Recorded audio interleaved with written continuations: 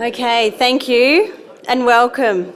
We'd like to acknowledge the traditional owners of the land, their rich culture and connection to country, and pay our respects to the elders past, present and emerging.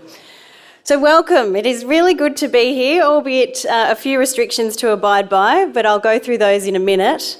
I'd really like to welcome you as our members here today. This is one of our flagship events that we hold every year, and it's a great opportunity for us to discuss the previous year's results and talk about what the impact is and the influence of that work is on our decision making moving forward into this season. So thank you very much to the members who offer your continued support to our organisation. And I'd also like to welcome all the members who are live streaming today who can't be here in person.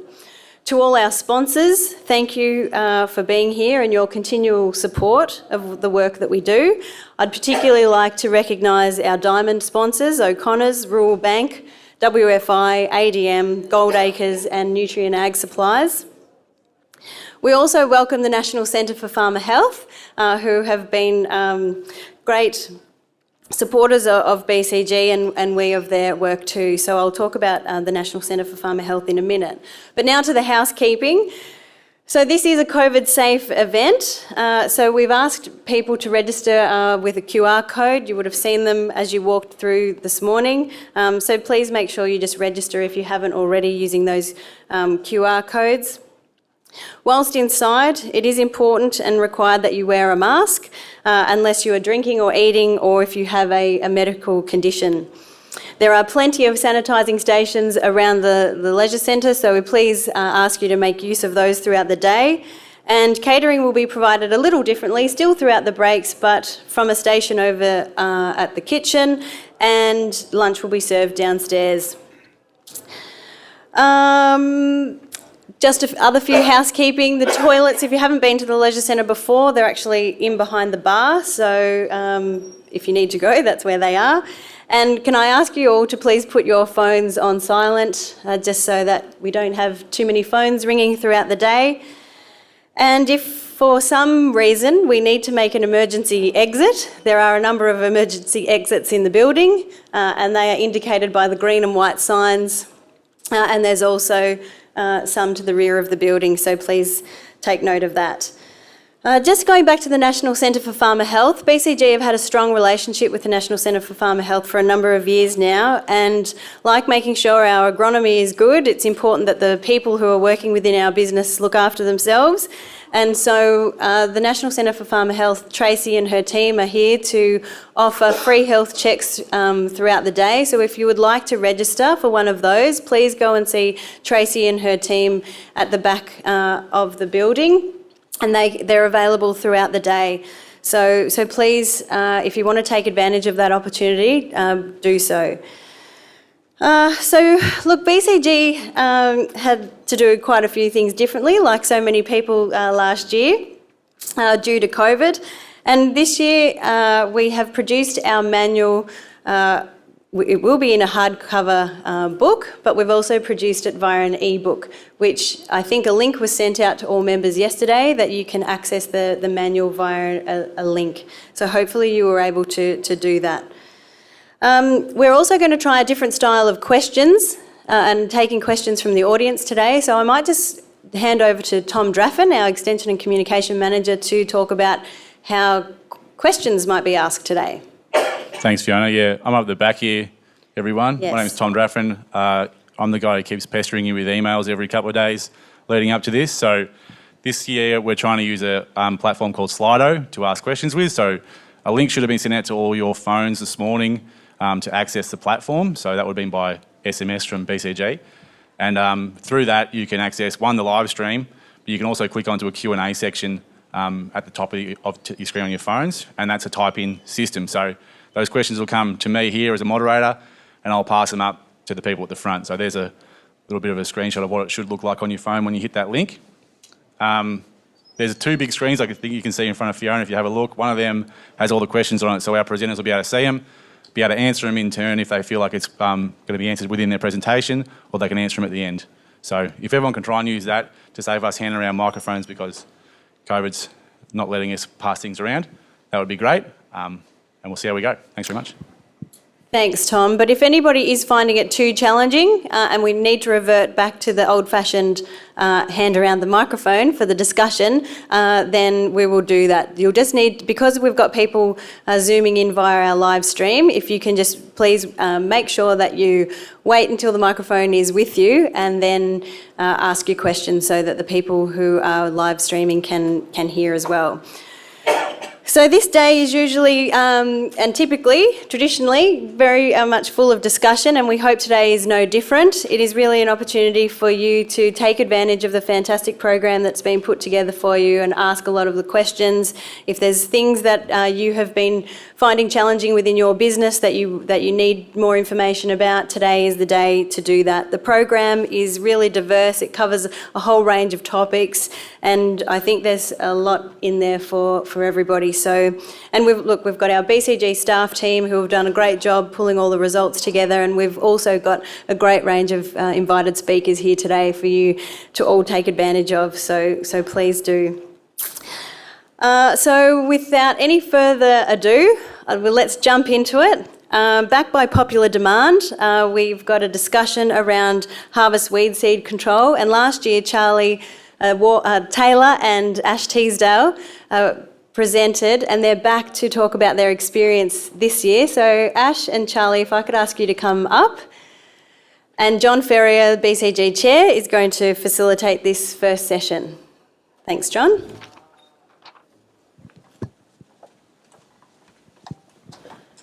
Thanks, Fiona. On behalf of the board and BCG members and the general farming community, I'd like to pay a huge thank you and congratulations to Fiona and the staff of BCG for the work they did last year in challenging space, but really I think the staff and everything really adapted really well, and we've seen some really good trial results and work that's been done. But I'd just like you to show your appreciation to Fiona and the team in a challenging year. Thank you. Now, by popular demand, Ash and Charlie, welcome back, and we're going to talk about seed destructors or seed terminators. And just following on from last year, those people who were last year, I think both Ash and Charlie started 12 months ago with their terminators and really had a great wealth of experience. So we'll be looking forward to some interaction with the audience. But Ash, we might start with you. Just give us a brief description of your farm. What type of seed terminator do you have? And we'll go from there. I farm at Rapagna with my dad and my brother. We're 100% cropping there, growing the pretty standard for the region: wheat, barley, lentils, chickpeas, canola, and we have had a few beans in this year. We decided the mill was our first foray into any kind of harvest weed seed control. We were a little bit behind the curve because we were very reluctant to burn anything at all, and we were sort of tossing up between chaff decks or a mill, with the main obstacle is just that cost. But we managed to be talked into it last year, so that was our first year with the mill. And for those who were here last year, we had a few issues when it came to setup, and there was a bit of a fault on ours that took us a while to discover, and that caused us a few issues. But once we got through that, it went okay, and it was an interesting first year, and there was a lot of learning about setting up the harvester, because as I said, this is our first foray into harvest weed seed control, so it was first for us to be cutting everything off at the ground and trying to figure out how to set the header up to make sure all those weed seeds end up in the chaff portion rather than the straw. A lot of challenges, but we got through, and I think it worked not too bad. So then into our second year, which we had a much smoother run with the mill, pretty happy with it thus far. Charlie, just a brief outline of your program. We're 4,000 hectares down at Lubeck, family farm with cousins and uncle and father. We're full cropping with hay in the rotation with the wheat, barley, canola, lentils, fava beans and that. So we started we got the IHSD, so the seed destructor, the Harrington. We got 7240 cases, 2 machines. We started off by like windrow burning every year. So we did that for about 5 to 6 years. So we burned every acre, and that just everyone got sick of burning and doing fire breaks and that. So a bit over that. And then we tried chaff lining for a year. And that, we saw some success, but it really struggled with the hay operation because with baling and windrowing and that kind of stuff, we find we're picking them back up again. So that wasn't really the key, but we found we could get the separation out of the rotor and the sieves to get into separate things. So then we looked at the seed destructors. We went with Harringtons because, well, with O'Connor's, they'd work well on our machines, and the fact that you could like take them off quickly. So if they weren't working or you decide to change, you could take off the machine like within, well, like bypass the machine within 10 minutes. So that was a real win for us. So Charlie, at this point in time, would you say, yes, it's working, I'm really rapt that I've gone this way, and I'd recommend everyone to follow your lead? Yeah, so I think we are winning. It's sort of hard to see because there's still a lot of factors that can cause like grain losses. So you still got like your wind and all that kind of stuff. But I think we are seeing less. All the material coming out of the sieves is being destroyed. We still are still learning things like getting rotor setups and that kind of stuff to stop throwing out the rotor, because that's the old one. There's no point having one if you still throw it out the rotor. So we're still working. But yeah, I think overall we're very happy with our machines. But yeah, and it's working.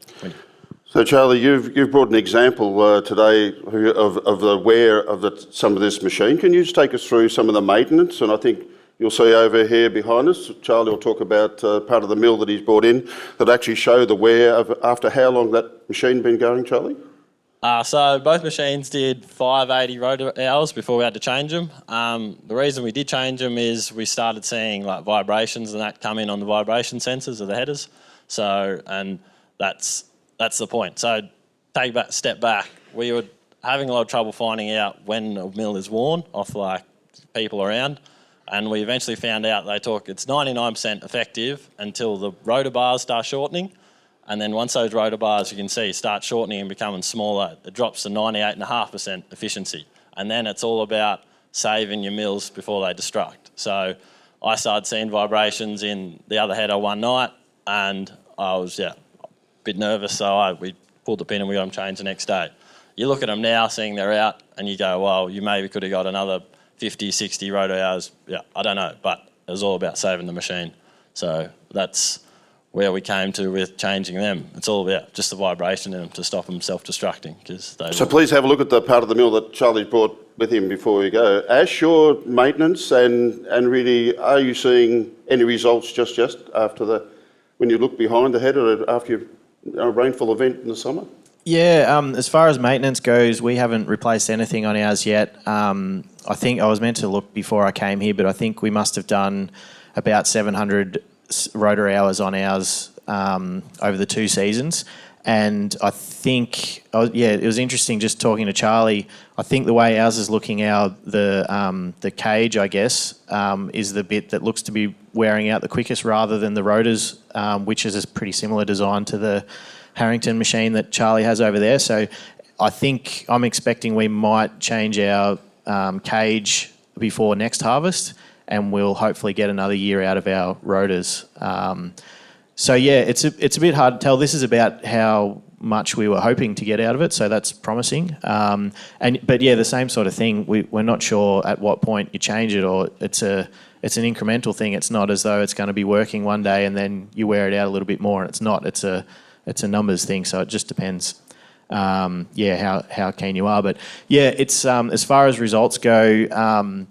We had a pretty challenging harvest. We had a lot of wind and lost a lot of grain on the ground in the first week of harvest. So yeah, we've still got a lot of grain coming up in the paddock, so it's really hard to tell. But one thing I found that was interesting from last season, we had a paddock where we had wheat and there was some quite heavy patches of ryegrass. The ryegrass grew up nice and tall and then all lodged, had fallen down in between the rows. So we were cutting off pretty much at the ground to try and collect all this ryegrass, but the ryegrass had all fallen one way, and when we were harvesting into it, we could collect it all and put it through the machine. And when we turned around and came back, we found a lot of it was going underneath the front. And then in the crop last season, we had these strips of ryegrass coming up where we'd obviously missed, quite a high number of them. So I think, we've seen little glimpses of proof that it's definitely working. If you can get it into the machine, it definitely controls it. It's just a matter for us. And yeah, there's a few things that aren't ideal for us. We're on 15-inch row spacings, which is all the wrong things to do if you're looking at collecting weed seed. So yeah, there's a few things we need to try with that. But as far as results go, if you can get it in, the mills are doing their job. We've just got to keep doing ours. Thanks, Ash. I think Ash just might have answered the question for the audience that we have. Have you found any need to make more, to take more in the front to get a good weed seed kill? So I think Ash is saying yes. We've been getting down there lower. Charlie, when you go to harvest the crop, are you taking more straw, more stubble as you go at harvest time, or what's your plan?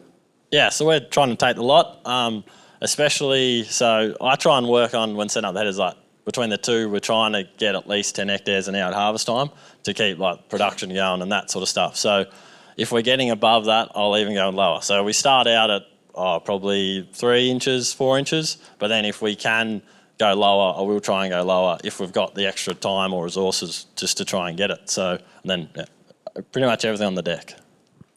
Another question from the audience to Charlie.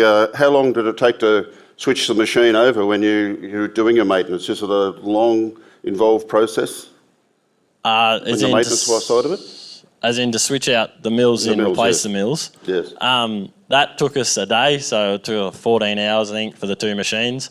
So that, in all fairness, the mechanic came out, it was only the second machine he's ever done. So, and we were doing some teething work, and like next time we'll be able to do a lot quicker, because I had no idea. I didn't want to touch it and get in and help because I had really no idea, because I didn't want to stuff him up. So that's like next time we'll be able to help more. And yeah, so it was about 6 or 7 hours per machine. So, but they talk they get down to 4 hours, which I can see that happening. If you had a few more mechanics there and that, we had one guy doing it, so it was a bit tough for him.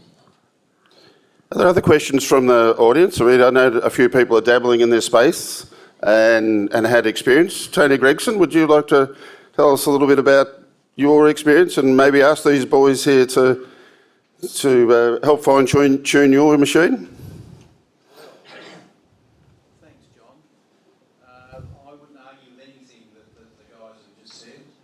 We used a Terminator this year, first time ever, because like you guys, burning windrows got too difficult and too much stress, and so I said to James, no way am I going to be involved in this anymore, because more often than not the whole paddock went away. So we went to the Terminator, first time ever. One of the things that we were subjected to was maintenance, and particularly the tension on the belts. And literally every morning we'd check the tension and tighten them up. After about a week of doing that, then they settled down. But if the belts started slipping, as they did when we first started, we had little spot fires across the paddock. That was a bit embarrassing. But time will tell, John, as to what a good job it's done or otherwise. I think there are 2 issues from my point of view. Firstly, is as has already been said, getting the material into the machine, which means you've got to go as low can be. That slows you down quite a lot. With a big machine, with heavy crops, that becomes significant. And the other thing that I noticed was I'm not sure the extent to which the actual mills destroy the seed. Because I've noticed that there are two seed runs beside the header that I've been out spraying in the last week or 2. But the extent of that, I don't know, and only time will tell. Thanks, Tony. Charlie, have you got any take-home messages for farmers that are thinking to go down this path? Well, I'm sure we're all thinking about going down the path, but quite often people talk about it's quite cost prohibitive, or people are really. Do you think the cost of them will come down over time? Yeah, I think it will. As technology develops and it gets more people get used to them and they work out how to do things better and better, it will. Touch on that with fires, as in we had fires in canola stubbles, and that's like last year beans were a big issue for us. So I had 6 fires on my header and the other one had 2, and then we each had 1 in canola this year. So that is a big thing that you do have to be aware of and be very careful of. Yeah, so the seed destructor, we're getting spot fires on the headers. I think it's the fine dust. We had 1 in behind the auger and get them up on top of the engine and rotor and stuff like that. So I think it is the fine dust of them that's causing that, because you would never had canola fires or favour bean fires ever in our life, and then to start getting this sort of stuff, I think it has to be to that. And the other thing comes down to, I think, the other decisions that go with it. So like another one that we had this year was desiccating lentils. So I had IMI lentils, they were relatively clean, but do you still go and desiccate them? And there was a wind event coming within like 3 days. So if we didn't have seed destructors, we would have been game probably to go and harvest them and rip them off. But with the seed destructors, with the green material in that, we had to then choose to desiccate just to make sure we could get all that material through the mills and not clog them up. And then we then had to wear that wind damage as well. So that's, you do lose a few things in that regard too. So that's just another little decision point that you'd have. So another couple of questions coming up there for you, Charlie. Did you run the mill in all the fields, or did you run on a bypass some of your paddocks? No, I run them in all the fields. So we use every paddock gets it, because I sort of believe if you got them, you might as well be using them. And Ash, another question, are there any specific crop types that the mill doesn't work well in? Yeah, we've struggled with chickpeas the last couple of years. Last year, it slowed us down a lot. We had some belt tension issues, which was a bit of a manufacturing fault with ours. We couldn't tighten up one of the mills enough, and then we sort of wore the belts and pulleys out, which by the time we got to our chickpeas in late December, it was really struggling. And we put it down to, we didn't desiccate chickpeas last year, and we had quite a few thistles that was just, by the time we got to them, were getting out of hand, and we put it down to that. So it was a bit painful last year. And then when we got to this harvest just gone, we decided we'd desiccate all the chickpeas to control the thistles.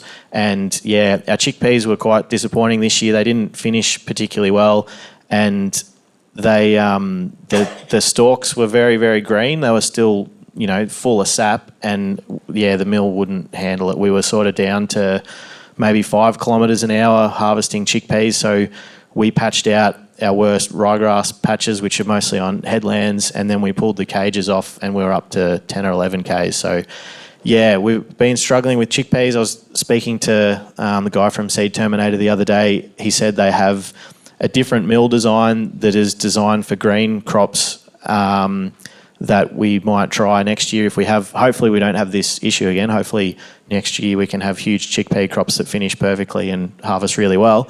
But if we do, he said there is that option, and instead of being the 99 or 97%, they might be 85%, but hopefully it can speed us up a bit. So yeah, apart from that, everything else went really well this year. Yeah, I can definitely understand if, sometimes lentils, if they're frosted, they just don't dry out, or the stalk just has that little bit of green left in it. I can definitely see that being an issue, but all other crops, it went really, really well. We haven't had any fires with ours, but there is a lot of fine dust. We actually, when we got our header, which is the same as Charlie's, a few years ago, we had the manifold and exhaust ceramic coated, which was a bit of a trial, which, yeah, it's hard to tell exactly. We have another neighbour with a similar header, and the year we got it, I went out, we were harvesting barley, and the header was doing, 85% engine power, and I stood up on the back with the infrared thermometer, and I think ours might have been 160 degrees at the exhaust, and I jumped across the fence. The neighbour was harvesting barley sitting on 85% engine power, and their header was 190 degrees. So ours was sort of 30 degrees cooler, which could be a lot of reasons. They're a season apart headers, so who knows? But I think that certainly helps fire risk. We haven't had a fire with that header at all, but the mills definitely do create a lot of fine dust, and blocks radiators on chaser bin tractors and all that sort of stuff. So there are definitely challenges or downsides to it. Yeah. So I might just stay with you, Ash, and a follow-up question. How do you weigh up the benefit of weed seed control with the destructor versus cereal stubble retention height for the following pulse mainly lentil crop, when we talked about you were taking it down lower? Yeah, that's a really big struggle for us. We have always left as much straw as possible, and a huge believer in inter-row sowing lentils with as much ground cover as possible. So it has been painful the last couple of years to be cutting things off at the ground. So we've actually ordered a Shelbourne stripper front for next year to hopefully get away from that and hopefully be able to still collect those weeds in between rows and leave tall straw. So yeah, it is a bit painful, and certainly last year we were pretty ruthless and cut a lot of stuff off at the ground essentially, and this year I was a little bit less ruthless and maybe left a few weeds that just weren't worth going that extra, 3 inches shorter to try and get, 5% more weeds or something. So yeah, I do like leaving straw. Charlie, any comments there? I think the beauty of the seed destructor with that kind of stuff is you can lift it up and lower it down, and you can choose a bit. So if you do have worse areas, you can focus on them and really clean that, and you might lose a bit with your lentil crop the next year. But in the areas which are clean, you still can cut higher and you still can have that benefit. So yeah, I think that is the beauty of it over the burning. The other stuff is you can adjust your stubble height to what's there, I suppose. Ash and Charlie will be around all day, so please, any further questions directed to them, and I'd like to thank you and show your appreciation for Ash and Charlie for giving us their insights today.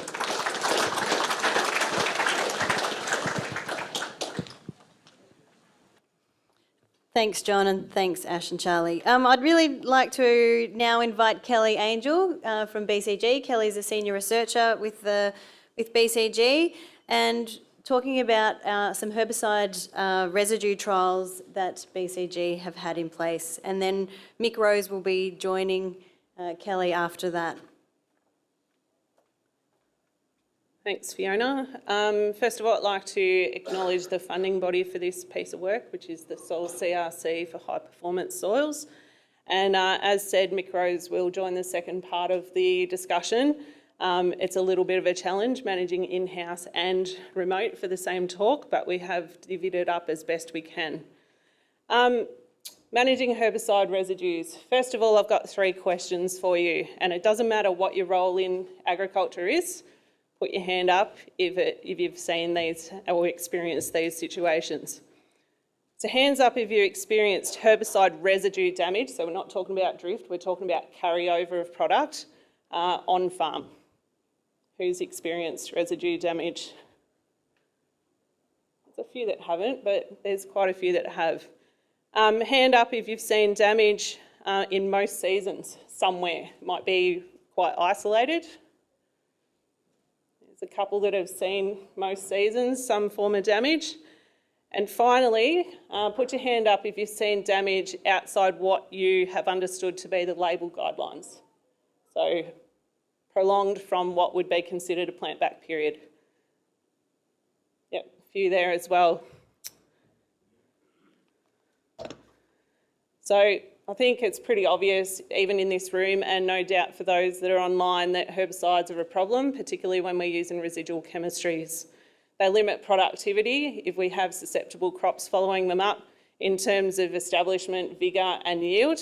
But there's also those things that we don't necessarily see that can happen as well, whether it's root pruning until you get the shovel out, you don't know what's happening, or whether it's end fixation that also has been proven in some trials to be affected by herbicide carryover. So why don't we just follow the label guidelines? They're the recommendations that are in place. Here we've got the Lontrel guidelines. We're sort of looking at, depending on rate, up to 24 months indicated plant back. There's some rainfall determinants in there. And then at Intervix, another one that's quite problematic in our area, quite long plant backs as well that we need to keep in mind. And again, there's quite a rainfall caveat on there. The thing is with these label guidelines is they give us a minimal understanding of what the prerequisites are so that we can have some information about what might drive a recropping interval. They usually got a crop sensitivity aspect to it, and they quite often have a rate and a rainfall requirement. Rainfall's not the only thing we need to consider though, it's the amount of time that a soil remains moist for as well. So we need those microbes quite often with a lot of our products working well. So what do we do when we get stung with these problems? Quite often what we do is we either grow a crop that can tolerate it, and sometimes that comes with a fitness penalty. So we rob productivity to make sure we don't lose more productivity from the residue, or we drop these products out of our system altogether. And I think clopyralid's one of those things that quite often we see people saying, I just don't want to use it, it's too hard to manage. We drop it out of the system and then we have the flow-on effects of more weed challenges. So the challenges and the reason why labels are good for a prerequisite understanding of what our requirements are is that there's so many functions at play and a label can't be determined for each and every paddock situation. We've got the product and rate, and I reckon if you question the room on the rate that they're using for clopyralid in a normal situation, we'd have a lot of different answers in the room. There's the soil type and the properties of that soil that can sort of change the way that herbicide behaves or persists within the soil. There's the rainfall and the soil wetness factors. There's organic matter and therefore our microbial populations to break them down. A whole myriad of things that a label can't take into account every situation. So what we did as part of this project is try to look at how to lower crop losses from the constraints of herbicides and improve yield and soil productivity. There were 5 key aims. The first 3 were looking at some of the things around thresholds, herbicide effects, and trying to develop tools. And BCG has been involved in the last 2 aims. One of them looking at validating a model over different soil types and climates, and the last one looking at the effects of herbicides and trying to see what the damage functions are in different environments. So if we look at aim 4 and 5 and what we actually did, in 2019 we soil sampled 10 locations just to see what was in the soil. We won't talk to that specifically today because we don't have enough time, but from that 10 locations we picked a subset of 5 that we're planning to use either an IMI chemistry, in this case largely Intervix based, so the imazamox and mazapir. The odd one was using a mazapic in there as well, or clopyralid in their rotation. And what we did was sample prior to the application and then on a pretty regimented schedule for 12 months after application to look at the way that the behaviour of the herbicide within different soil types it sort of played out over the 12 months. And then on top of that, at one of those locations, we also had a field trial looking at herbicide effects. Within that field trial in 2019, we sowed it down to Spartacus barley. And then on the 27th of June, we put out those key products that were of interest, Lontril Advanced or clopyralid, at just a spike rate, so 30 mils per hectare. And we used Intervix at a full label rate, 750 mils per hectare. All other management in terms of herbicides through the winter program was pretty much considered standard practice, so nothing was different between the plots. And then we also had a factor of plus or minus summer spraying to see what impacts some of those things we use over summer might have as well. Won't talk to that particularly today, but it is something that has been looked at and probably played in the space of the ester chemistries a little bit. And then the last thing that we did was had the control. So we removed the herbicides altogether, and that meant a bit of manual labour to try and keep the weeds under control. Then in 2020, we sowed it back to 2 lentil varieties. We had PBA Hurricane XT, so our immune tolerant, and we had PBA Jumbo 2, just to see what the effects of those chemistries were. So what did we find? 2019, as expected, we used a Clearfield barley. We applied Clearfield chemistries or chemistries that were registered for use in that crop. We didn't pick up any differences, and that year the trial averaged a bit over 6 tonne per hectare. In 2020, and you guys have told me already that you don't get this result, we still had no difference. The yields were, apart from a slight trend that the nil herbicide meant my weed management wasn't very good, and there's a good reason why we have herbicides in the system, no differences in biomass yield. And we even tried to look at comparisons between end fixation in the treatments, and we picked up no differences there. So why is that? Why do we get this wide variation in what we're seeing? Well, one of the things that we did look at was what was the rainfall patterns like. So you can see up there we've got our rainfall, so we've got our application time. Sorry, try the right button. That's when our application went out. And then we've had quite a bit of moisture over the period of time for the 12 months that we've monitored it so far. Some heavier rainfalls, we did keep that soil moist, particularly through that winter crop in 2019. So what do we need? The labels, they give us a guide, they're not the answer. Gut feel only gets us so far and we still sometimes get burnt. What we need is a tool that helps us to make more informed decisions, take some of the guesswork out of it. And so what I'd like to do now is hand over to Mick Rose, and he's going to look at some of the soil functions that happen through this work and what some of the tools coming through might look like. Thanks, Mick.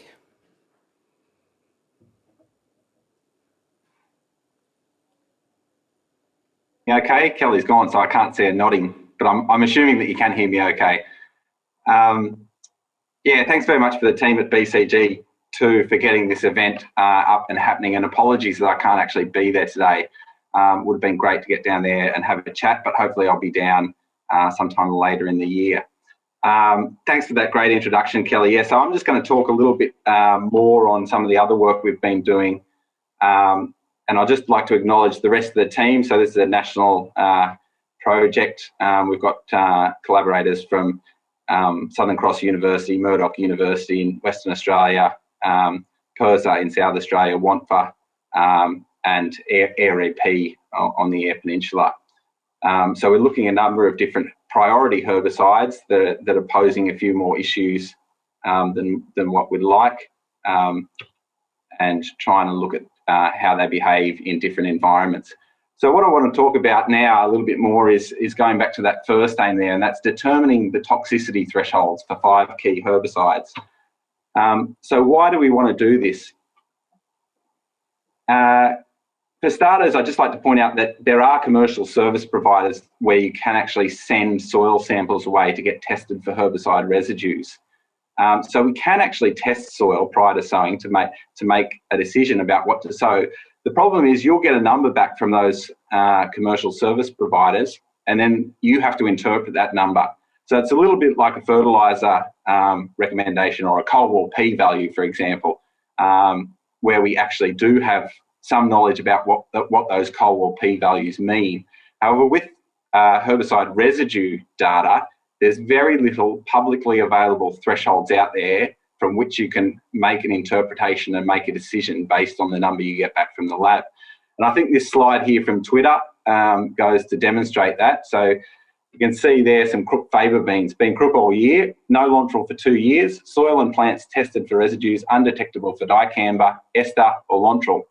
Agro is still thinking Lontrel 2 years ago, but I'm not sure.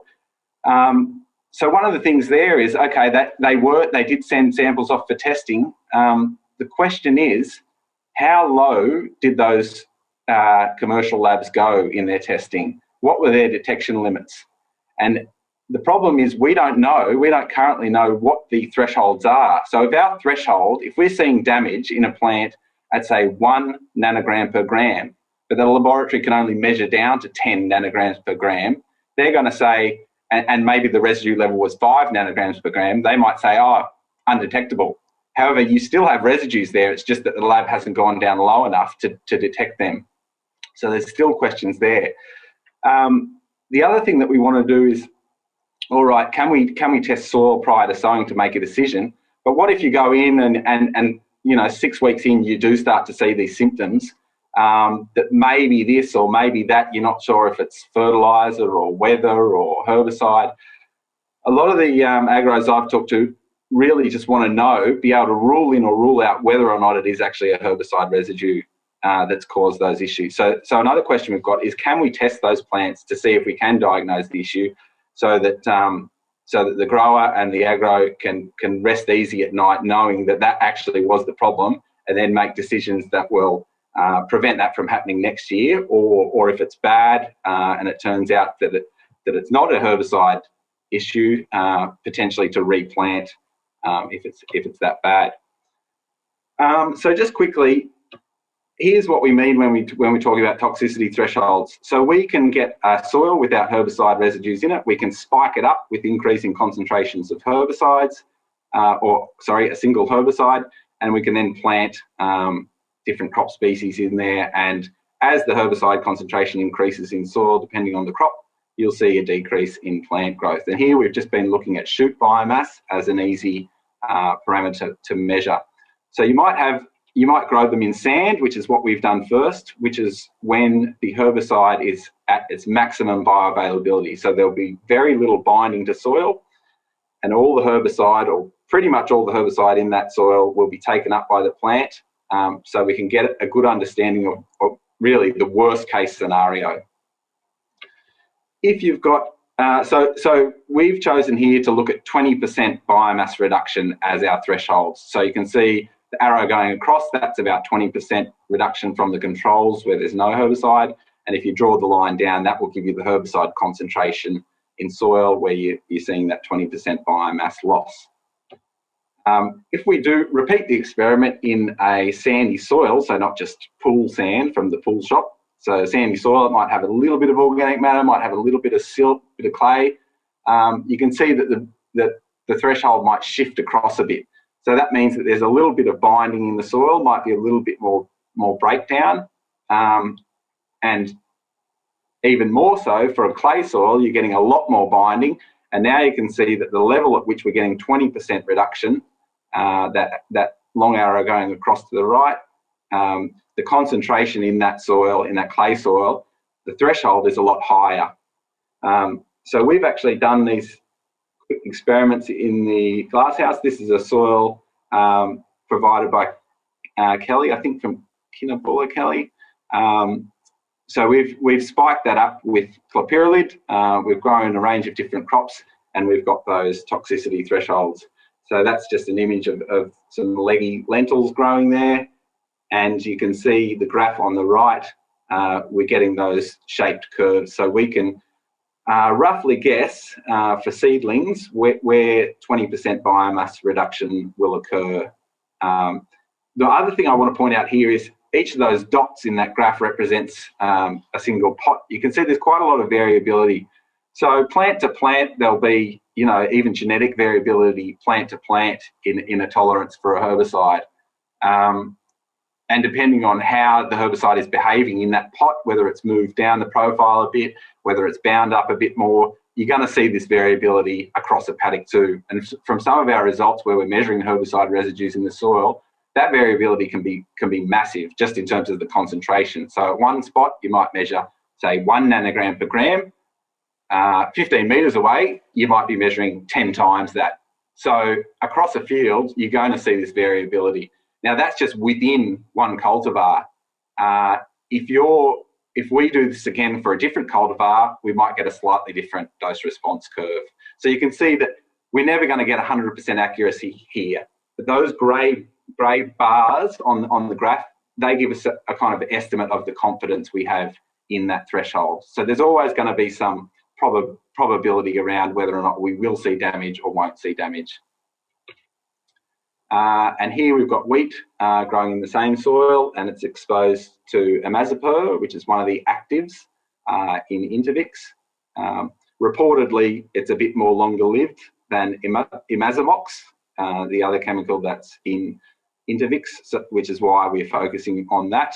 However, actually to date, what we've found is that imazapyr and imazamox behave fairly similarly. So we also hope to do some of these experiments for imazamox as well. So to date, we've done these dose response bioassays for 60 different crop by herbicide by soil type experiments. So we've got a range of these thresholds. And what I want to point out here, if you remember that original slide I showed where we're looking at sand versus different soils, originally we did these experiments in sand, and you can see we've got those 20% biomass thresholds there for sand. So for lentil, it's quite low, 0.5, lentil exposed to clopyralid in soil, it's quite low at 0.5 nanograms per gram in the pool sand. But when you move to an actual soil, so for example, the BCG soil where we've got 15% clay, the threshold is now a lot higher. Surprisingly, what we were surprised, and I guess this is why we wanted to do these thresholds, so we kind of know a little bit about the tolerance rankings, but actually putting numbers on it, I was a bit surprised at how tolerant the lentils were to imazapyr. Again, these were short-term assays, just 6 weeks, seedling assays. Whether or not we might have seen damage later on, we're not sure yet, but we thought, this is a good place to start. In comparison, wheat exposed to imazapyr, you can see that we've now got numbers around what those thresholds might be where we start to see damage. Again, higher in the actual soil than the pool sand where it's all bioavailable. So, why did we not see any effect in the herbicide withdrawal trial? What you can see here is we had samples from that trial in the January. So this is the January following the, this is January 2020. No, this is January 2020. So the herbicides were applied in the middle of 2019 to the barley crop. So these are the residue concentrations in January 2020. So across the bottom, we've got our different treatments. The nil, where no herbicide was applied, clopyralid minus the fallow spray, but clopyralid was applied there, IMI and no fallow sprays, clopyralid plus the fallow sprays, and IMI plus the fallow sprays. So what you can see, the light grey bar there in January, you can see that we're still seeing clopyralid in the soil where we applied clopyralid, and we're still seeing imazapyr and imazamox in the soil where we applied those chemicals. By the time April rolls around, so just prior to sowing the lentils, the amount of clopyralid left in the clopyralid treatments was pretty close to the limit of detection, so it pretty much disappeared. Whereas the imazapyr and the imazamox, we can still detect those there. And then by September, no detections of clopyralid. And again, you can see the imazapyr, this is in the far right graph, has declined. So when we look at the thresholds for clopyralid, you can see by the time we're sowing the lentils, the levels of clopyralid were actually below what we might expect to affect those lentils. Hence the reason why we probably didn't see any effect on the lentils.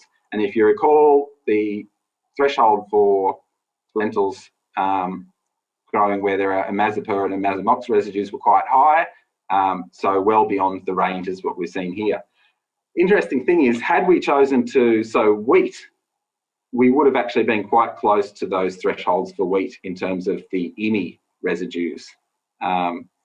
So this is one of the reasons why we're doing these thresholds, is so that we can actually interpret, first of all, our trial results, but also what we want to eventually do is provide or have an opportunity for growers to send away pre-sowing soil samples if they're worried about residues in soil, and actually be able to interpret what those numbers mean.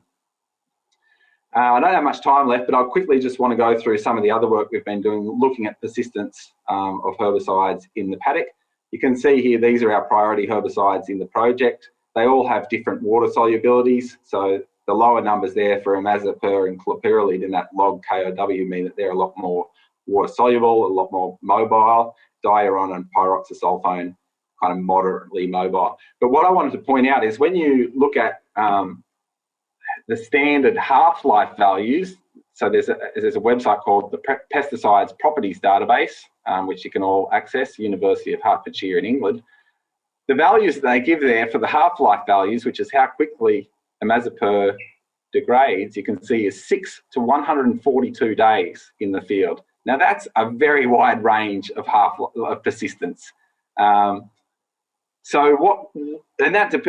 That depends on where the paddock is, if it's cold, if it's hot, if it's wet, if it's dry, if you've got clay, if you've got organic matter, and that's why the values are so wide. So we want to start to get a better understanding quantitatively. We know qualitatively that more rain, more microbial activity, you'll get faster breakdown.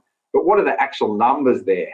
What do we mean when we say faster breakdown? Does it mean it'll disappear in, a week? Does it mean it'll disappear in a month? Does it mean it'll disappear in 6 months?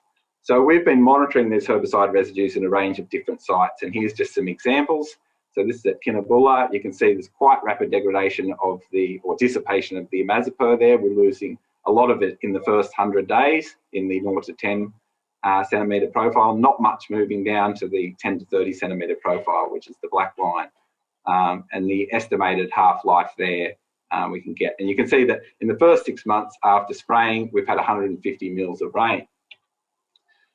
Another site in the same year, so this is 2019 through to 2020, you can see at Jil, we're getting a lot more persistence, so it's taking longer for it to dissipate. And you can see there that we've only got 94 mils of rain, so 2/3 the amount of rain at that site. But we also have a lot more clay in the soil.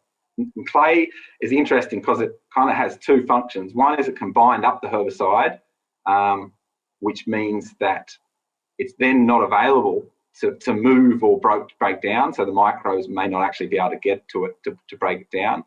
But that also means that it might not be available for plants. So it can protect the herbicide in a way, but it can also protect the plants. So it's a bit of a trade-off there in how that relates to toxicity thresholds. And then when we go across the brim, you can see even more persistence there. And if you can remember that the threshold that we calculated for wheat was about 4 nanograms per gram. But remember that there's a confidence interval around that. So it could be anywhere between 3 and 5 nanograms per gram. You can also see those error bars. So like I said, there's lots of variability across the paddock. So if you look at around 200 days after application, which might be when we're sowing our following crop, on average, we've got about just less than 3 nanograms per gram. But anywhere in that paddock, you might have 1 nanogram through to 5 nanograms per gram. So somewhere in that paddock, you may still see toxicity. And that's what we're trying to tease out here. So why do we want to measure the, it's quite costly to do all this. Why do we want to measure these residues over time? Well, this is some example data that was collected by GRDC or through a GRDC project for trifluralin back in 1992. They did exactly the same thing, but for trifluralin. We're now able to model that herbicide breakdown. So the lines you see there are actually our model where we tell it at each site how much rain and when the rain fell, what the soil properties are, and how the water will move through that soil, and how the herbicide will bind and break down. And we're then able to predict. So we can model that data and we can train the model to say, well, at these different sites, this is how the trifluralin will behave. And the red line there is a toxicity threshold for wheat. And what we're then able to say, well, all right, if that's how it behaved in 1992, how might it have behaved in 2018 when we've got a lot less rainfall? So we're then able to start playing with the numbers, particularly, weather and climate and rainfall, and start to predict how the herbicide is behaving. And that will give us an early indication of whether or not we might actually need to take a soil sample and check for residues. And you can see there that the persistence is a lot longer in those soils. So putting it all together, what we're trying to do is improve on labels. We're not trying to replace them, we're just trying to get better numbers, so better quantitative numbers around exposure, how much herbicide is in the soil, what the toxicity is, and then put those numbers together to work out what the actual risk is so that a decision can be made. So the tools we're looking at are actually in the form of measuring those things and hopefully providing a commercial service and backing those up with modelling and extended field trials where we look at a few other implications like multiple herbicide residues so that we can better manage those herbicide residues. Now, Kelly said to me, that's great. So that's putting it together. How long will it take to put this together? And I've been banging on about this stuff for probably 5 years now. So when will we actually get these tools? And I'm starting to feel a lot better about us moving closer. And I think this season, we'd like to do a small pilot with the growers we've been working with where we do actually take those pre-sowing soil samples where the growers might suspect they have a bit of carryover, bit of guesswork there. But we'll analyse those soils and then we'll try to interpret what the numbers mean based on the thresholds that we have available. So what we're doing there, we're trying to take samples from where the plant back time has elapsed. So according to the label, we're after the plant back time, so things should be good, but we just want to check. Where we're at now is we think we'll be able to measure the residue concentration in soil and make some kind of interpretation around that number. But you can see green means you're okay to plant, red means, all right, you're probably going to suffer damage. Orange is that band of confidence where it's quite wide at the moment, you know, depending on the variation across the paddock and depending on the variation with the crop. We might, most of the time, we might actually be saying, look, could be toxicity, may not be toxicity, it's your call. Where we want to move to in the next year is actually to narrow down that band and try and improve our recommendations based on some modelling around how the herbicides behave in specific soil types. And hopefully, pre-sowing 2022, we'll be able to open up this pilot a little bit more and start to offer it a bit more widely once we take on feedback from the pilot this year. So I'll leave it there. Just want to thank the Soil CRC for support, BCG members, all the other farmers that are cooperating with us, and some previous work through GRDC. Thanks. Great, thanks, Mick. Can we just have a round of applause for Mick and Kelly? I've got a couple of questions here, Mick. There's one from the floor. Isn't Lontrel retained in the straw? ? Yes, and that's a lot of the work we've been doing with the guys in South Australia on the Eyre Peninsula. So we've been doing some similar monitoring in their soils over there. Unfortunately, I just didn't have time to present now. It's been really quite interesting. What we're finding is that we've been measuring the residue concentrations in soil and we're seeing it disappear over the first 6 months to the point where we can't detect it. And then as the crop is maturing and you know, after harvest, we're starting to see that Lontrel appear again. So yes, the clopyralid is tied up within the plant, and as the plant then starts to break down, you'll see this re-release of the active back into the soil. This is one that I kind of wish we hadn't taken on because it's one of these things that, you know, the herbicide breakdown in the soil is hard enough to predict.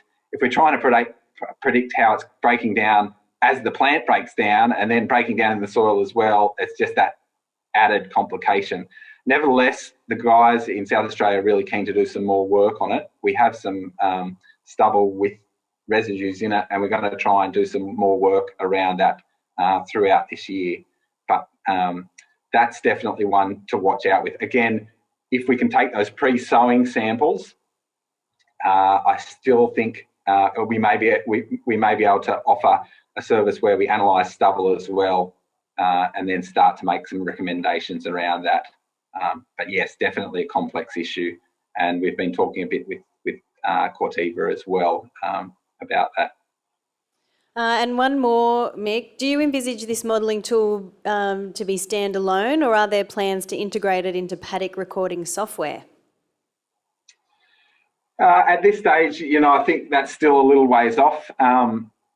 So at this stage, we really need to validate. What we don't want to do is provide a model that gives hopeless recommendations. So the work that we're doing now is really to validate the model to make sure that it behaves correctly, you know, and gives you kind of accurate predictions. So probably in the first instance standalone, but definitely down the track if we can integrate it. I think that would be a good goal to have. So I still think the modelling kind of works probably still a couple of years off. But yeah, that's a good outcome, I think, if we can get to that point eventually. Thanks, Mick. Any other questions from the floor?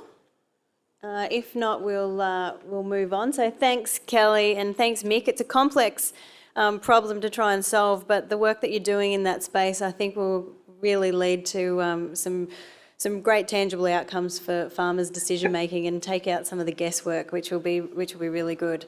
Thanks very much. Sorry, I just quickly, I was just going to say, if anyone does have any follow-up questions, feel free to get in touch with Kelly, and more than happy to discuss all this kind of stuff, down the track. But thanks again for having me. No worries. Thanks, Mick. Our next presentation is also virtual. It's coming in from Chris Preston from the University of Adelaide. So Chris is going to be talking to us now about providing a new chemistry update. So thank you very much, Chris, for joining us from South Australia, and we're looking forward to hearing what new chemistry we've got in store for us. Thank you, Fiona. And look, I'm sorry I can't be there in person, but these are the rules we've got to run under. And so what I want to do this morning is to really just briefly go through some of the new chemistry options that are available and talk a little bit about how they work and a little bit about how you might work on getting them into the farming system that you have. So I'm really going to probably start off with the grass herbicides. And so what I've got here is a table of the grass herbicides that have come in the last couple of years or are coming in the next few years. And what I've got is I've got the active ingredient in those. I've got the mode of action, though I will note those mode of actions are going to change. We have some chemistry. I notice you just got some chemistry, but the chemistry of these products is really, really important for understanding how they're going to work in your soils and your environment. And the two key ones are the solubility of the product and the binding to organic matter, and that's probably particularly important in some of your soils. And at the bottom there's the crops that those herbicides can be used in. So, just starting off from the left and moving to the right, because it's around about the timing they're coming in. So Devronol C was registered in 2019. So there's been a couple of years of use of that. It's an old active ingredient called nipropamide. It's currently in group K, but when the mode of actions change, it'll actually go into its own group. It's not the same as the other products in group K. Important things about it, in terms of its solubility, it's kind of moderately soluble for a pre-emergent herbicide. So that number of 74 there, that puts it about 20 times as soluble as, say, Sakura is, to give you a bit of a sense where things are. It's bound moderately to organic matter, and what that means is that, it's going to move into the soil with rainfall, but it's going to get held up on that organic matter as it's moving down. So it actually won't move down through the soil quite as fast as, say, butazan does. Butazan's much more mobile than Devronol C. Registered for use in canola, probably the big advantage it's going to have, it'll be if you're using propizamide at the moment, this will actually be a little bit more mobile, so it'll pick up some of that ryegrass in the row. It's reasonably safe on canola, so you don't have the crop safety issues you can get with butazan. Probably the big downside is possibly a bit of a lack of persistence. So, you're not necessarily going to get the same length out of it as you would out of propizamide. Moving over to Luxamax, there was a bit of Luxamax used around last year, and I think I will caution my comments about Luxamax by saying that the environment really suited Luxamax last year, and we didn't get probably the level of crop damage that I thought we might see. Its active ingredient, simethylin, again, that's an old bit of chemistry, reinvented. Its current mode of action is group T, so new mode of action. Solubility, similar to nipropamide, so it's kind of that moderately soluble area, really tight binding to organic matter. And this is really crucial for how Luxamax works, because wheat is not inherently tolerant to Luxamax. So if Luxamax gets down to the root zone of wheat, you will get crop damage. It's only registered in wheat, only by knife points and press wheels. Knife points and harrows are not an acceptable sowing method, because that actually drags some of the herbicide back into that crop row. So you've got to keep it out of the crop row. Do need to be really careful on light soils with low organic matter, because it's going to be much more mobile. Do need to be really careful about high rainfall events after application. We didn't have so much of a problem with that last year because we had the profile more or less full before herbicides went out. And what that did was it stopped products like Luxamax moving too quickly in that profile. So it's probably not suited to dry seeding. So that was 2020 for first use of Luxamax. In our trials, really good ryegrass control, at least as good as we're getting with Sakura. Overwatch, I think this is going to be probably a lot more suited to some of the environments that you have. It's bixlozone, currently a group Q herbicide. It'll actually be an entirely different group once we get the new modes of action out. Less soluble than the two I've talked about, kind of moderate binding to organic matter. It's got more solubility than Sakura and more binding to organic matter. So its movement's not too different to what you would expect out of Sakura, perhaps just a fraction more mobile. Registered in wheat, barley and canola. And I think the big message that we've had around using Overwatch is that we get crop effect, particularly with the cereals. You see it less with canola. In canola, it's kind of the effects on those first couple of leaves, on the edges of the leaves. But in fact, canola is the least tolerant of these crops to Overwatch. So it's the one to really watch out for.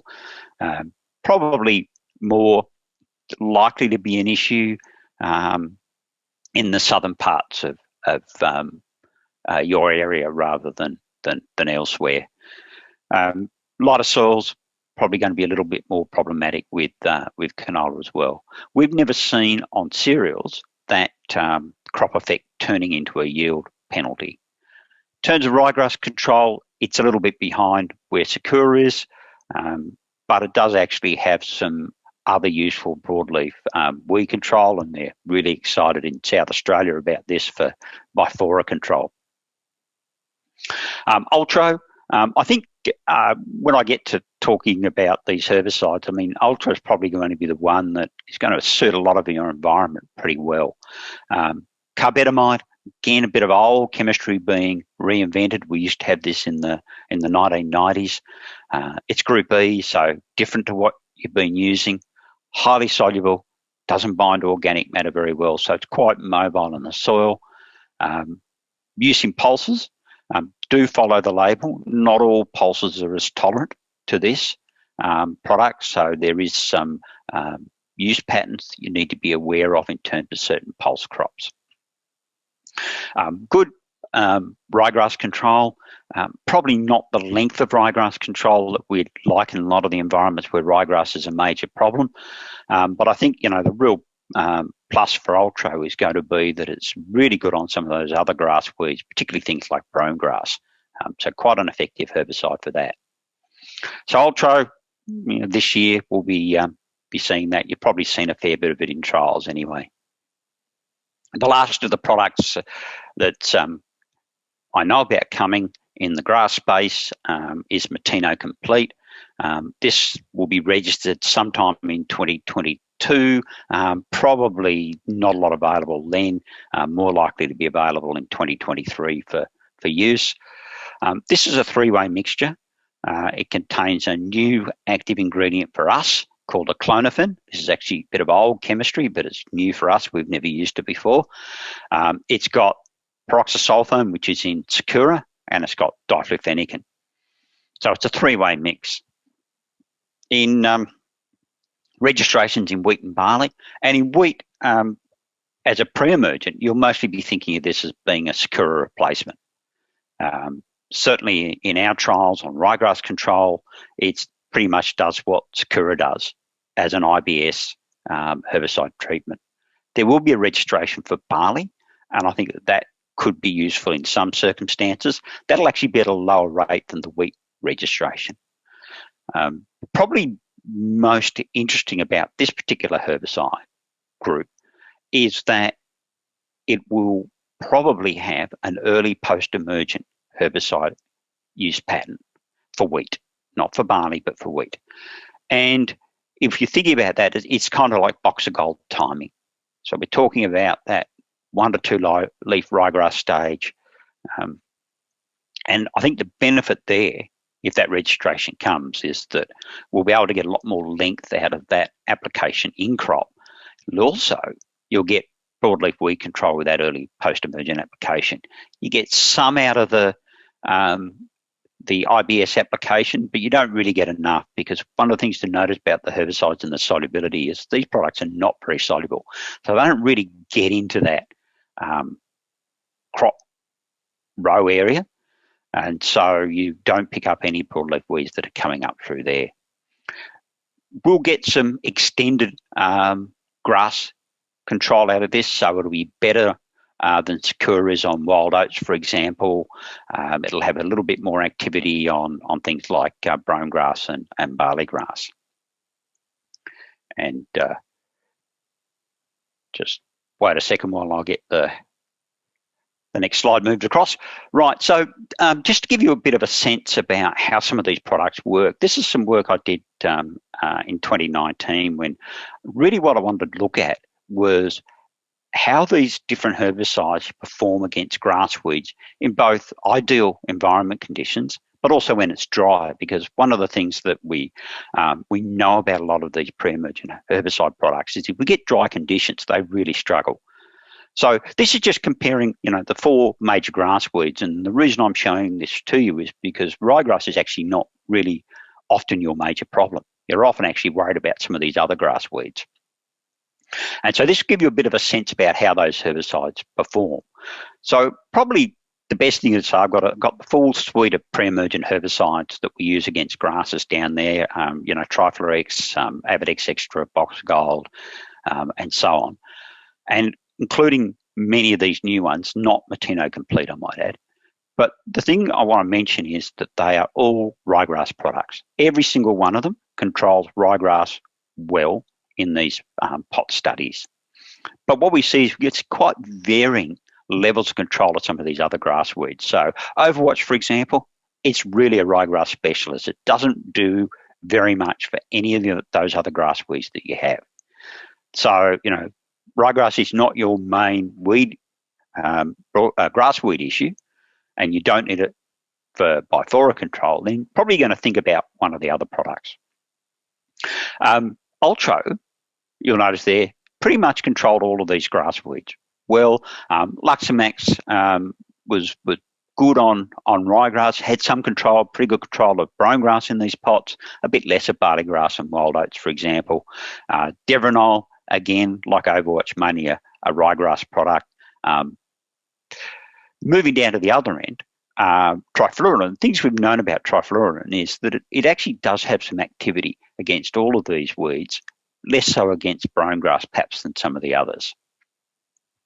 So what this is showing is that actually we have different levels of activity against the weeds that you're more interested in, and only a few of them provide good activity against things like brome grass and barley grass.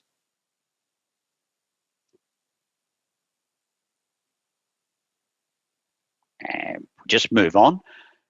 Try that again. There we go.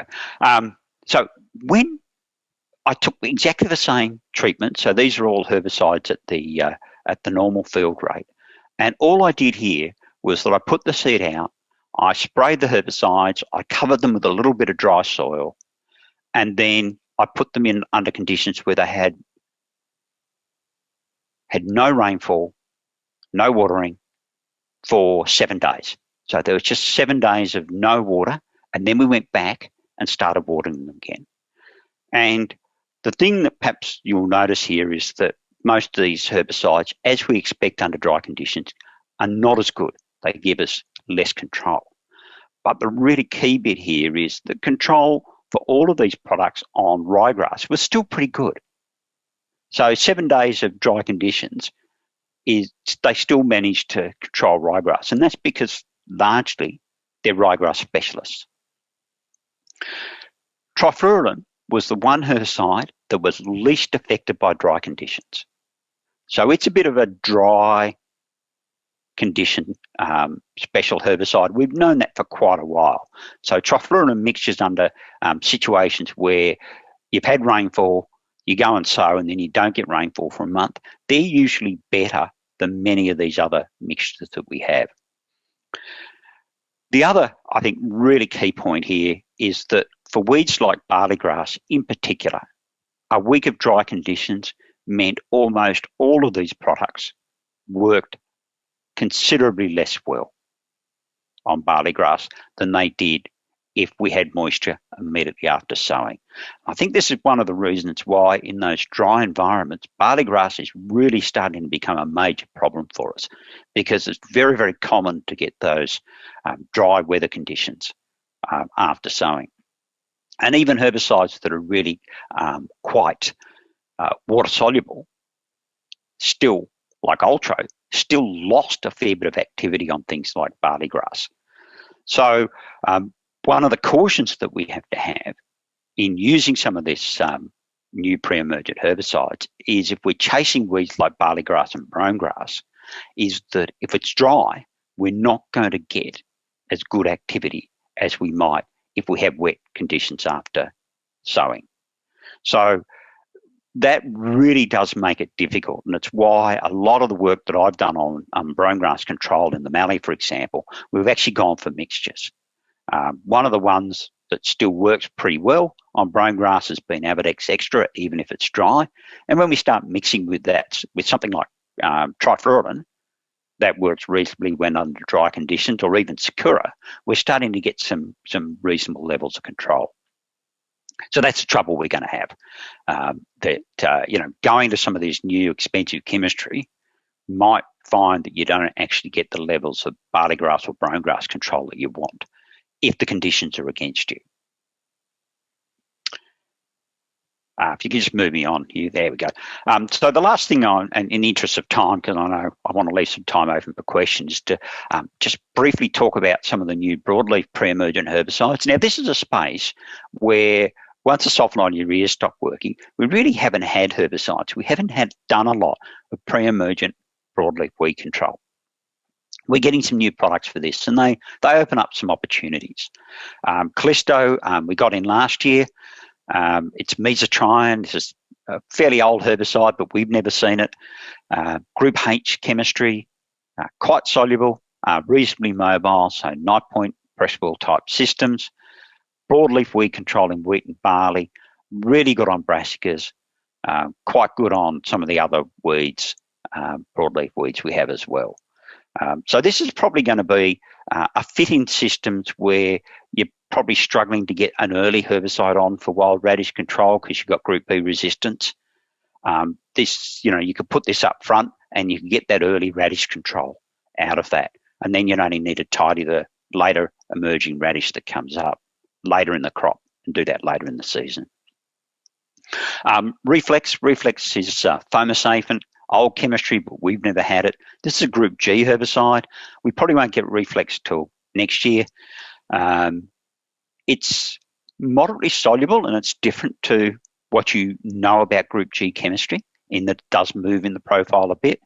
And it'll be registered in pulses, both IBS and post-sow pre-emergent, except not post-sow pre-emergent in lentils. So do check the label around that. A fairly good spectrum of broadleaf weed control. We're quite excited by it in South Australia because it's pretty good on the thistles, and we're really struggling with those in lentil rotations, for example. The last of them is Veraxil, which actually we got came out last year. It's a mixture of Group G herbicides, one that's a typical Group G, not very soluble, one that's quite water soluble. So what it does, it actually moves down the profile, some staying at the top and some moving down, so it gets the weeds no matter where they are. Really broad spectrum of broadleaf weed control on the label. This will be for wheat and barley. Pre-emergent, there's a range of use patterns, so if you're thinking about using it, do check the label. It gives some ryegrass control, but not very much. So under circumstances where you don't have a lot of ryegrass and don't have other grass weed controls, maybe you'll get by without a grass herbicide, but mostly you're going to want to put a grass herbicide with it to get some control. Do need to watch out in light soils. Make sure the crop's sown at least 3 centimetres deep to protect it, because that saflofenicil component is quite mobile. So I'll finish there because I realise that we're starting to run out of time, and I'm happy to take some questions about the things that I've talked about. So thank you.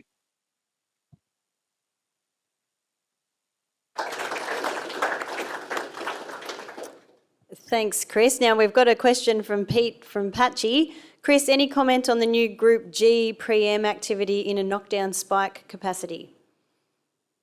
So looking at Veraxil in a knockdown spike, what you do is you get a little bit of residual activity, but you're not going to get a lot.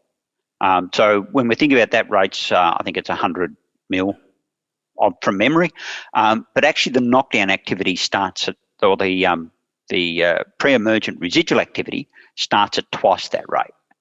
So you'll get a little bit, but it won't take you very far into the crop itself. Righto, any other questions for Chris? Yes, Janine. We might just wait till the microphone gets to you.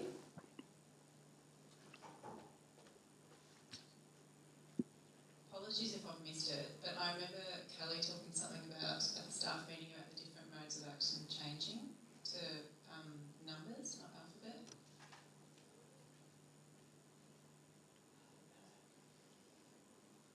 Chris, did you hear that? No, I didn't, I'm afraid. Can you repeat it? Yeah, I can. Kelly Angel mentioned earlier in her presentation that the modes of action are going to be changed to numbers rather than letters that we've been really familiar with. Can you make a little comment about what we should be expecting to see in the future around that? Okay, so the reason for changing to numbers is that we've been really fortunate and we're getting more modes of action. I talked about a couple in my presentation. But the trouble with getting lots more modes of action, which we want, is that we're going to run out of letters. And so Crop Life, after a bit of consultation with a number of people, have decided that we should move to a number system because we can just keep adding numbers. The way we're going to do that is that at the same time, well, before after we've made that decision, we're going to move to numbers. But a year or so ago, the International Herbicide Resistance Action Committee actually decided it wanted to come up with an international system rather than having multiple different systems around the world. And so they've come up with a system of numbers that deals with all of the herbicides that we have. And so we're going to adopt that in Australia. So we'll actually have the same numbering system that'll be used in North America and it'll be used in Europe. Now, most of our herbicides are just going to translate across. So Group A herbicides will become Group 1 herbicides. Group B herbicides will become Group 2 herbicides. So there's going to be a translation of most of them, and all you'll be doing is just changing from a letter to a number. There will be some changes to particular herbicides. So bromoxynil, for example, which is now a Group C herbicide and the same mode of action as triazine, this is actually going to be moved to a different mode of action. I talked about bixlozone. It's currently in the same mode of action as amitrole. They will be separated. And we'll have a few other herbicides that will move around like that. In terms of the products that we mostly talk about in broadacre grain production, probably the one that's going to be most confusing is that what we currently call Group J herbicides, or most of Group J, and what we currently call Group K herbicides, or most of Group K, are going to become one group. And so instead of having two groups there, we're going to have a single group. Now, our messaging around herbicide resistance management with this is not going to change. So we're not already going to change our messaging. We've always had the idea that you should be rotating between groups, and that will still be the case. But we've also known for a long time that there are opportunities to use products differently within groups. With the new group, and I believe it's going to be Group 16, what we'll be thinking about is that that's not really going to be about the FOP-DIM divide, but it's more going to be about how we deal with Group B herbicides. So we'll have some products where we'll get resistance to some members of that group but not others. And, so there'll be the ability in various ways to actually rotate products within that group and still use that as a means of resistance management. So what's happening? This is all going to officially start on July 1st. You'll probably start seeing labels from the end of the year, but what you'll find is that there'll be a lot of material coming out to help you make that change from letters to numbers. I know I'm still struggling to get my head around it, so it's going to take a little bit of time to do that. But there's material on the CropLife website to help. There'll be material on the WeedSmart website that'll help. And increasingly later in the year, you'll find that I'll be using the numbers in my presentation instead of the letters. And what this will do, I think it'll just give us a little bit more longevity. We won't have to change this again. This will be the last change. Thanks, Chris. That's a good insight for us to have. We've got another question. Just a comment about mixed compatibility between broadleafed and the new broadleafed and grass herbicides.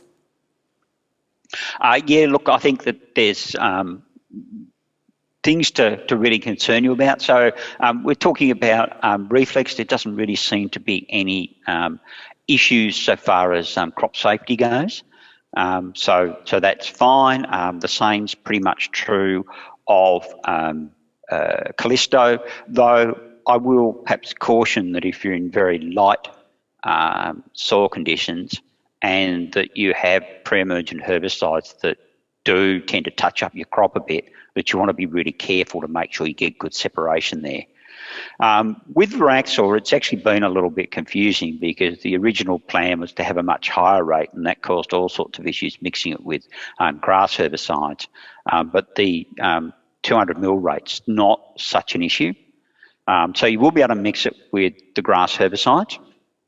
The issue is going to really be, again, about making sure that you get adequate crop safety because of the mobility.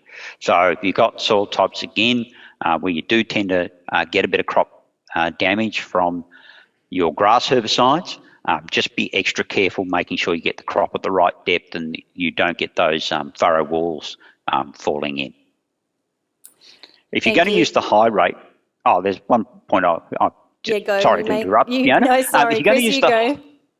You're going to use the highest rate. So they've got a 240 mil rate, which is a higher rate again as a pre-emergent. But you've got to put that out well in front of sowing to let a little bit of it degrade before you put your crop in. And that's going to cause some issues mixing it with some of the pre-emergent herbicides that you've got to incorporate immediately. So it's not going to be suitable for things like trifluralin or triolate. So you want to go the high rate, you're going to have a two-pass system. Okay, and there's one more, Chris. Any comment on the new Group G pre-em activity in a knockdown spike capacity? I think we had that one, Fiona. Oh, already. did I just... Oh, sorry. Ian, now we've got a question from the floor, Chris. I'll just see if you can hear it. Just wait for the microphone. If you can't, I'll end up repeating it.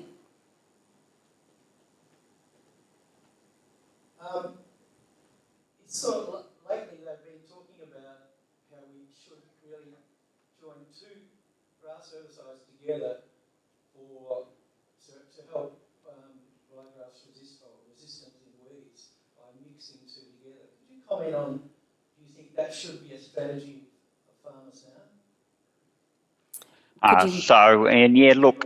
This has been one of the suggestions that we might get some more longevity out of our pre-emergent herbicides if we use a mix and rotate strategy. Look, the answer to that is it's probably yes. We probably will, but I think it's going to be complicated by what choices you make in terms of mixing partners. So some mixing partners are probably going to be better than other mixing partners. So this is where I think we're actually going to do some work, and we'll have some answers to this in a couple of years, but it's probably a bit too early or a bit too late if you're going to make decisions now. Certainly the attitude that I've taken over a lot of this is that, I've gone for mixtures largely to get better weed control. And I think that is one of the places we know mixtures work. In terms of resistance management, part of the problem with mixtures of pre-emergent herbicides is that they decay at different rates. So while you get that initial flush with both, you don't necessarily get those later ones with both. And that can actually be problematic for resistance management. So you've actually got to match your products up well. And I think that's where the challenge of a nice simple message that like mix and rotate is it's not mix and rotate anything.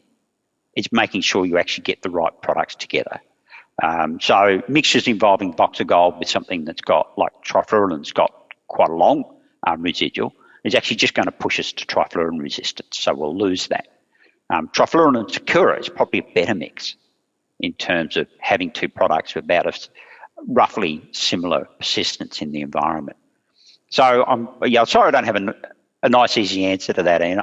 I think I would take the approach of going, look, am I struggling with ryegrass control? Do I need to get better ryegrass control? We know some of these mixtures work really well for good ryegrass control, and that's something that will help your resistance management regardless. So get that control, put everything else in place that you should be doing in terms of ryegrass management, crop competition, trying to stop seed set or at the end of the season or harvest weed seed control. And we know that if we can get those three things in place for ryegrass, we can manage ryegrass really no matter what resistance it gets. Thanks, Chris. Well, if there's no more questions, oh yes, sorry, there is. Thanks, Al.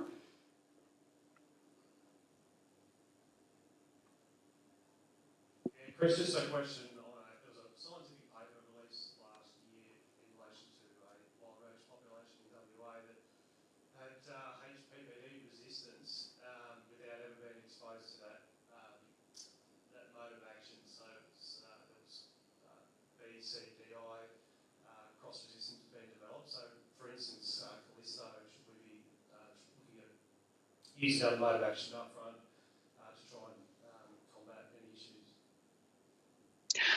Yeah, look, I think the good news for you is that that level of group H resistance is really low. And in fact, you would control that with a post-emergent group H herbicide mix. I think the challenge with Callisto around this space is that we're going to get to situations where, because it's pre-emergent, it's going to be really active to start with and then start decaying. And so, that's going to, I think, be a potential challenge around those multiple resistant populations we have. But I think we already know that to manage radish well, we actually need a two-spray approach anyway. We need to get in early and we need to control those early germinating radish plants. And in fact, they're the ones that have the biggest impact on yield. Those later ones that you see in the crop are having not so much impact on yield, but they're what's topping up the seed bank. And so we did a bit of work with BCG quite a number of years ago. We actually looked at a whole range of two-spray strategies and, going in with something that's relatively contact early, getting rid of all that early radish. And that was mostly where the group H herbicides came in. And then you back that up with something that had a little bit more mobility within the plant later in the season, so something a little bit more translocated. And so we were, using mixtures with, Group F and Group C in it later in that season there, and that worked pretty well on what was B and I resistance in that stage, and that's still where a lot of resistance management in the West on radish is going. It's looking at having an early control and having a late control. Okay, we've got one more. This might be our last question before morning tea.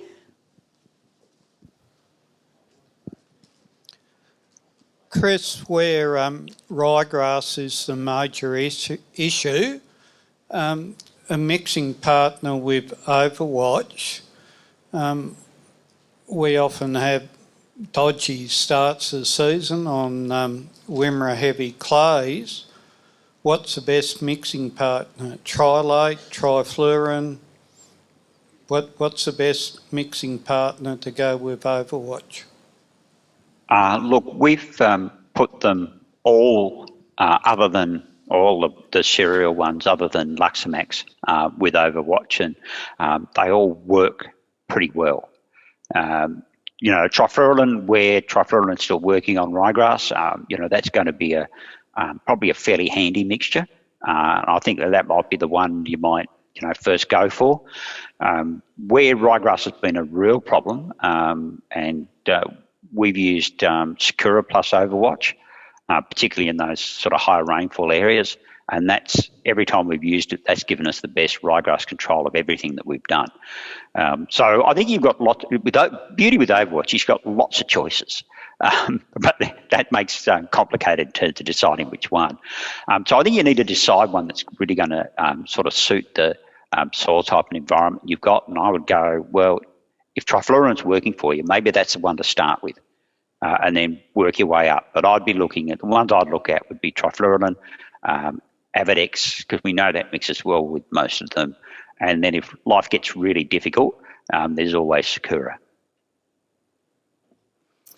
Thanks, Chris. Well, we might leave it there. It's now morning tea, but can I get everyone to thank Chris again for his presentation? Thank you. So the first session, I guess, really focused on weed management. After morning tea, we move into varieties and disease management. Take a break now. I think we've got about 20 minutes. There'll be morning tea served over at the kitchen, over to my left. And I think if we can get everybody, as part of our COVID plan, just to line up in a spaced way, the BCG team will be over there to guide you. I think there's a few X's on the floor to try and keep people spaced, but I encourage you to go outside, grab some fresh air and come back at about 11 o'clock. Thanks.